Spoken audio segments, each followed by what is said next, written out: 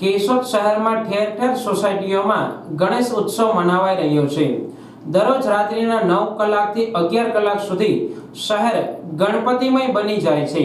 ખાસ કરીને કેશોદના કૃષ્ણ મિલ કમ્પાઉન્ડમાં શ્રી સિદ્ધિવિનાયક ગણેશ ઉત્સવની શરૂઆત જાણીતા ઉદ્યોગપતિ હકાભાઈ ચોવટિયાએ કરેલી।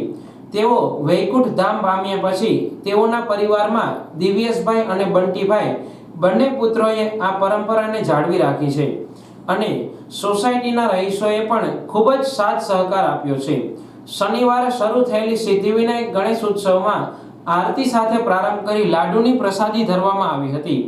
દરરોજ વિવિધ પ્રસાદી, સત્યનારાયણની કથા અને તારીખ 13 ના રોજ અન્નકૂટ સાથે જમણવાર તેમજ તારીખ 15 ના રવિવારના રોજ બપોરના 2 કલાકે વિસર્જન કરવામાં આવશે।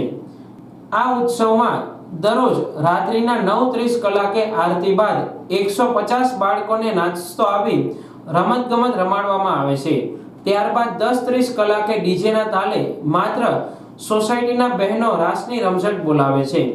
આ 10 દિવસ સુધી બાળકોને રમત રમાડવા માટેનું ડોક્ટર ભૂપેન્દ્ર જોશી, આરપી સોલંકી, જીતેન્દ્ર પટેલ, દિનેશભાઈ કાનાબાર અને મહાવીરસિંહ જાડેજા આયોજન કરી રહ્યા છે, જેમાં બાળકો હોંશે હોંશે દરરોજ નવી રમતમાં જોડાઈને નિર્દોષ ભાવે ગણેશજીની ભક્તિ કરી રહ્યા છે। રાત્રે રમાતા બહેનોના રાસમાં કાવેરીબેન ચોવટિયા નેતૃત્વ કરી રહ્યા છે।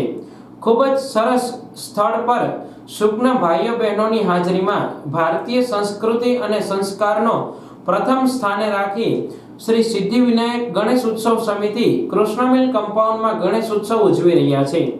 ખાસ કરીને સોસાયટીના જ વેપારી યુવાનો ભારે જહેમત ઉઠાવી રહ્યા છે।